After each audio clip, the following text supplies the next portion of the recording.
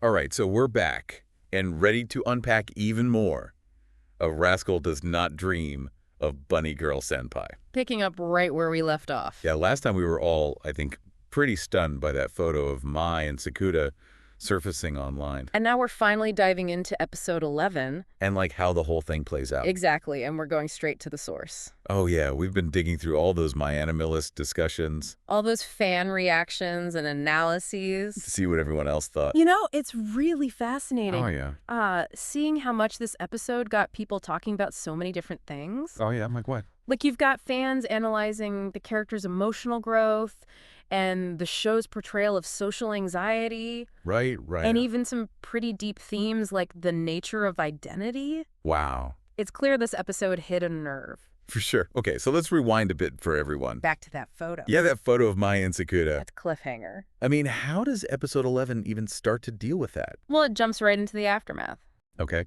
With May holding a press conference. What? Which, you know, in a lot of anime, that would be dragged out. Totally. They'd milk it for all the drama they could get. So much drama. But I was really surprised by how Rascal Does Not Dream handled it. Yeah, it really wasn't what I expected. Super refreshing, actually. Like, May's response wasn't about playing the victim. Okay. Or denying the photo even existed. Interesting. Instead, she just confidently asserts her right to privacy. Oh, wow. Which, given the whole situation... It is kind of ironic. Yeah. Right. That's exactly what the fans loved about it. That makes sense. Like the show is kind of winking at the audience. Yeah. You know? Like, we know this is crazy. Exactly. Acknowledging how absurd it all is. But also, it's making a bigger point, too, right? Absolutely. About online privacy and stuff like that. Yeah, especially in this day and age. Totally. It's like, things just get out there. You can't always control it. And that's kind of scary. But also, can I just say, May's growth since the beginning of this series is amazing. Oh, absolutely. She's come so far. From being so shy and unsure of herself to this. I know. Handling a potential scandal. With such grace and maturity. It's inspiring. It is. And you can tell the fans noticed it, too. Yeah. Yeah, a lot of them see this as a turning point for her character. I could see that. It really solidifies her as someone who takes charge of her own story. Right. Even when things get tough. Which is awesome. Yeah, it's powerful. But speaking of character development. Oh, yeah. We got to talk about Cade. Oh, Cade. Right. She's been kind of this enigma. Yeah. Often in the background, you know. Sort of quietly dealing with her own struggles. Yeah, but in this episode, things change. Their arc takes center stage. It does. And, oh man, it gets emotional. It really does. It's like, you know, it's so impactful because her challenges are so relatable. Yeah. Even if you haven't gone through the exact same things she's going through. Right. Yeah. Like, we see her setting these small, achievable goals. Okay, yeah. Things like answering a phone call from someone other than Sakuda. Oh, right. And it really highlights how much anxiety can affect even simple things. Absolutely. And the fans really picked up on that. Yeah, for sure. You can practically feel the tension. Yeah. As she's working towards those tiny victories. It's intense. And when she actually achieves them. Oh, man. Like, even Sakuda tears up. Yeah. Ugh, talk about a lump in your throat moment. Right. It shows just how invested the viewers are in her journey. So invested. And I think it's a powerful reminder that progress doesn't always have to be about grand gestures. Okay. Yeah. Sometimes it's those small, quiet triumphs. Right. Over your own internal obstacles. And those are huge. They are, and that resonated deeply with fans. Yeah, especially those who've struggled with things like social anxiety. Definitely. Or similar situations. Like, you're not alone. Yeah. We've all been there. Okay, but then, just when you think the episode can't get any more emotional, right, it throws this total curveball. Yeah. The memory loss. Out of nowhere. It comes out of nowhere. Catching both the characters and the audience off guard. I know. It turns out Kay doesn't remember the bullying incident. What? The one that triggered her puberty syndrome. I practically yelled at the screen. Really? I was like, what is happening? It's a brilliant narrative choice, though, because it forces us to re-examine everything. Oh, yeah. Everything we thought we knew about Cade. Totally. This wasn't like some heavily foreshadowed thing. No, it just drops. It just hits you. Leaving viewers scrambling to understand what it all means. What could it mean? That's where the fan theories start flying. Oh, I bet. The My Animalist discussions are buzzing. With speculation? Oh yeah, some are comparing it to dissociative amnesia, Okay. suggesting that Cade's mind might be blocking the memory as a way to protect itself. Oh, that makes sense. Like, it's too traumatic. Too much to handle. Better to just bury it. Wow. Others are wondering if the memory loss itself could be part of puberty syndrome. You know, if our memories are what shape who we are. Yeah. And puberty syndrome already messes with reality. Oh, right. What if it's also messing with her sense of self? Like warping it somehow. Exactly. What does it even mean to be Katie now? That's a good question. It is. And it gets even more complicated when you think about her relationship with Sakuda. Right. He's already like her rock. Yeah. But now, without those memories, He's even more important. essential even. Yeah, like her lifeline. It makes you think about dependency, codependency even. That's a good point. Like, is her relying on him helping her heal? Or is it holding her back in some way? Maybe preventing her from facing things. It's a tough question. This episode has really sparked debate. About some big stuff. Yeah, about healing and trauma and identity. And it's amazing to see fans engaging with these topics. Really diving deep. Yeah. It's interesting, you know, going through those fan discussions online. Yeah. So many people were praising this episode Really? for how it portrayed social anxiety and PTSD. Oh, wow. Yeah, that's not always something anime handles well. Right. It can be kind of hit or miss. But here, it felt different. More authentic. Yeah, like it felt real. Nuanced, too. Totally. And a lot of viewers pointed out how Katie's anxiety isn't always this huge, dramatic thing. Right. It's often really subtle, you know? Like in those little moments. Yeah, like when she's physically uncomfortable in a crowded space. Yeah, Or hesitates to speak up. exactly. It's those smaller, quieter moments that really hit home.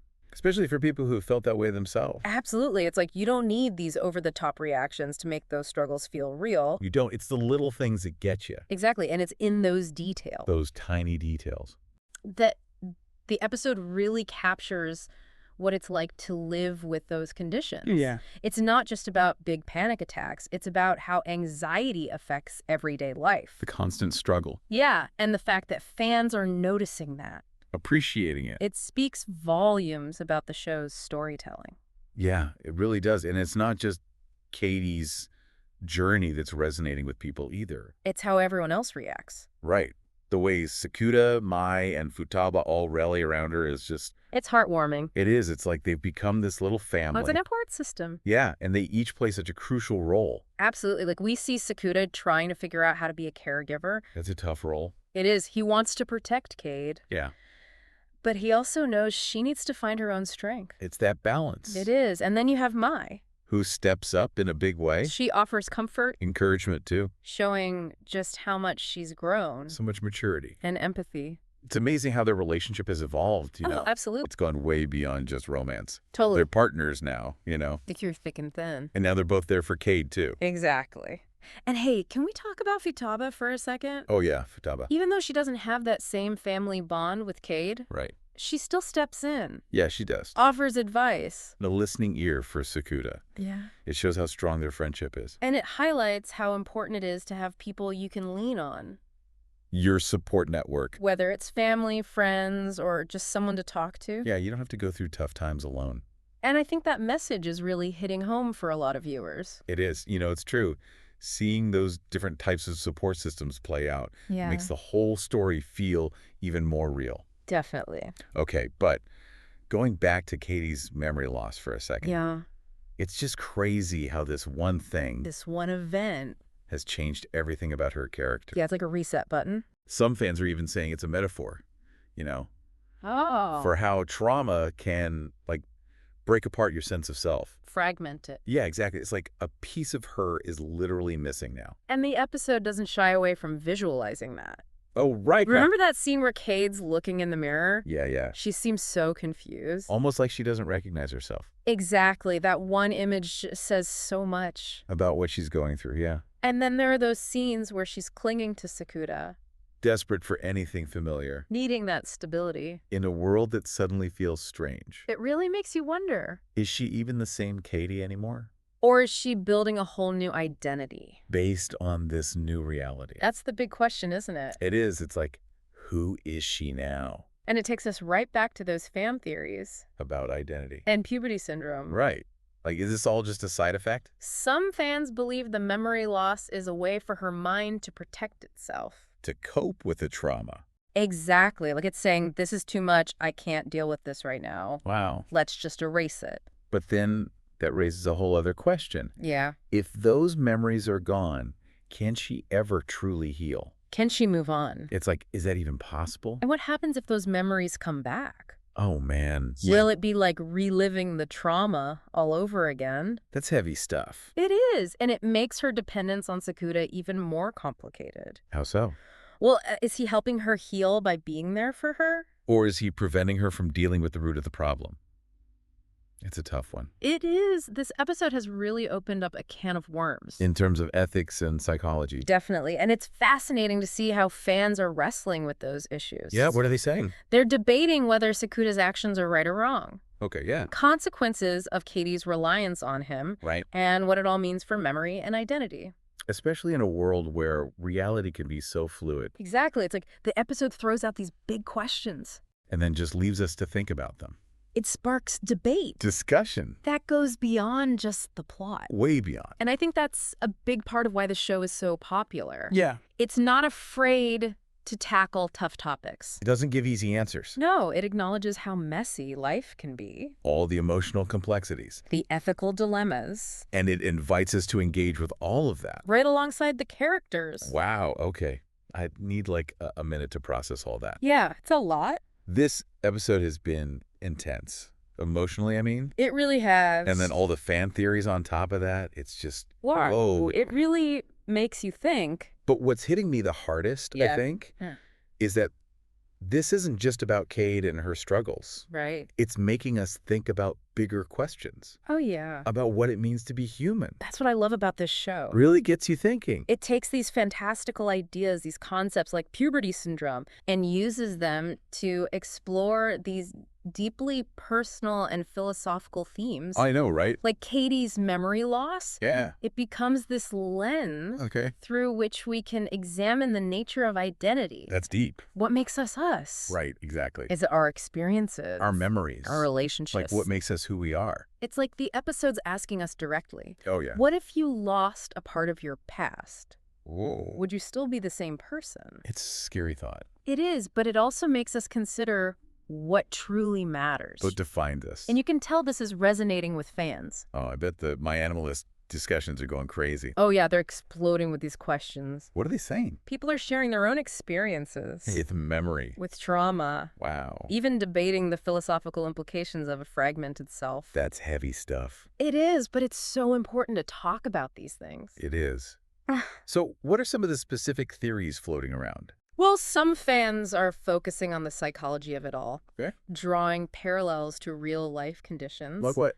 Like dissociative amnesia. Right. Exploring the idea that the subconscious can protect itself from trauma. By blocking out memories. Exactly. Like it's a defense mechanism. It's like Katie's mind is saying, this is too much. I can't handle this right now. Exactly. Better to just forget it happened. But then that raises another question. What's that? Can she really heal if those memories are gone? Can she move on? Without confronting what happened. And what if those memories come back? Yeah, that's another layer. The potential for even more trauma. It's complicated. It really is. And then there's the whole question of perception too, right? Right, how everyone sees Katie's situation differently. Yeah, through their own lens. Sakuda sees her as fragile. Someone who needs protection. Always needing help. But May sees her strength. Her determination. And she encourages Katie to push herself. To take those little steps outside her comfort zone. Even Futaba, with her logic and analysis, has a different take. She offers a unique perspective. And those contrasting viewpoints make us, the audience, question our own biases. It makes you think, am I projecting my own assumptions onto Cade? Am I underestimating her? It reminds us that there's always more to people than we see. That we need to be more empathetic. More understanding. Yeah, because everyone's dealing with something. And that's what makes this episode so brilliant. In what way? It's not trying to preach or lecture us. Right. It just shows us these complicated situations. Okay. And lets the characters and the viewers figure things out. Work through the complexities. Yeah, it challenges us to face some uncomfortable truths. About ourselves. About how we see others. About how we help or maybe even hurt the people we care about. And that, I think, is why Rascal Does Not Dream stands out from other anime. It's more than just entertainment. It's a show that stays with you It makes you think. long after the episode's over. It prompts us to explore those deeper parts of ourselves. The parts we usually try to avoid. And this episode especially, it's like a masterclass in storytelling. Combining emotional depth with psychological intrigue. And philosophical questions. Leaving us with more questions than answers. But also a feeling of connection. To the characters and their struggles. It's a reminder that even when we face loss and trauma and uncertainty, we can still grow. We can still heal. And rediscover who we are. That's a powerful message. It really is. One that resonates with everyone, I think. Anime fan or not. So, as we wrap up our deep dive into episode 11, Yeah. we're left with this sense of awe. At how well crafted the story is. And how deeply it explores these themes. And of course, we can't wait to see what happens next. Right, what's coming in the final episodes? Will Katie get her memories back? What about Shoko? What role will she play? And will we finally learn the truth about Sakuta's scar? So many questions. We'll be back to break it all down as soon as we can. But until then, Keep thinking about these ideas. keep those fan theories coming. And let's keep talking about identity, perception, and the power of connection. Until next time. Happy watching.